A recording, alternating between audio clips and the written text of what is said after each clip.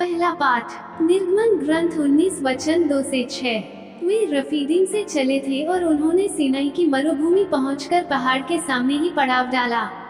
मूसा ईश्वर से मिलने के लिए पर्वत पर चढ़ा और ईश्वर ने वहां उससे कहा, तुम याकूब के घराने से यह कहोगे और इस्राएल के पुत्रों को ये बता दोगे, तुम लोगों ने स्वयं देखा है कि मैंने मिस्र के साथ क्या क्या किया और मैं किस तरह तुम लोगों को गरुड़ के पंखों पर बैठाकर यहाँ अपने पास ले आया।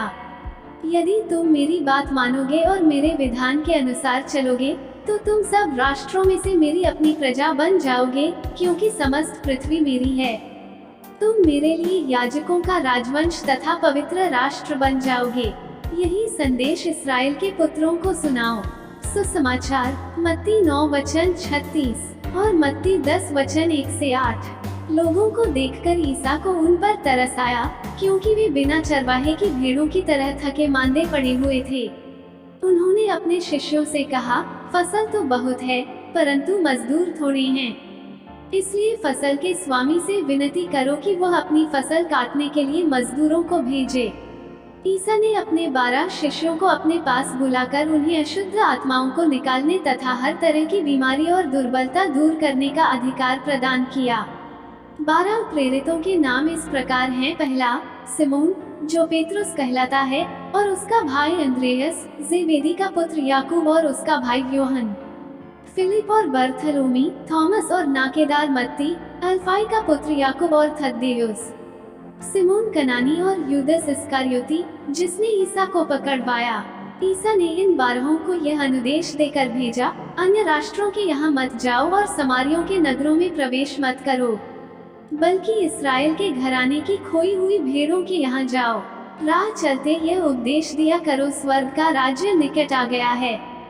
रोगियों को चंगा करो, मुर्दों को जिलाओ, कोढ़ियों को शुद्ध करो, नरकदूतों को निकालो। तुम्हें मुफ्त में मिला है, मुफ्त में दे दो। मनन चिंतन। सुसमाचार में यीशु अपने शिष्यों से कहते हैं, फसल के स्वामी से विनती करो कि वह अपनी फसल काटने के लिए मजदूरों को भेजे। यह एक स्पष्ट संकेत है कि हमें बुलाहट के लिए प्रार्थना करने की आवश्यकता है। कलीसिया अपने स्वभाव से ही मिशनरी है, क्योंकि पिता ईश्वर की इच्छा के अनुसार कलीसिया की उत्पत्ति पुत्र के मिशन और पवित्र आत्मा के मिशन से हुई है। इस प्रकार प्रत्येक ख्रीस्ती और विश्वासी एक मिशनरी है, जिसका कर्तव्य है कि वो मसीह के सुसमाचार को उस स्थिति में घोषित करे जिसमें वो खुद को पाता है और अपने सार्वजनिक जीवन में अपने कर्तव्यों और जिम्मेदारियों को पूरा करता है। फिर भी कुछ ऐसे लोग हैं जिन्हें विशेष रूप से 12 शिष्यों की तरह केवल मिशन कार्य के लिए अपना पूरा जीवन समर्पित करने के लिए बुलाया और चुना गया है।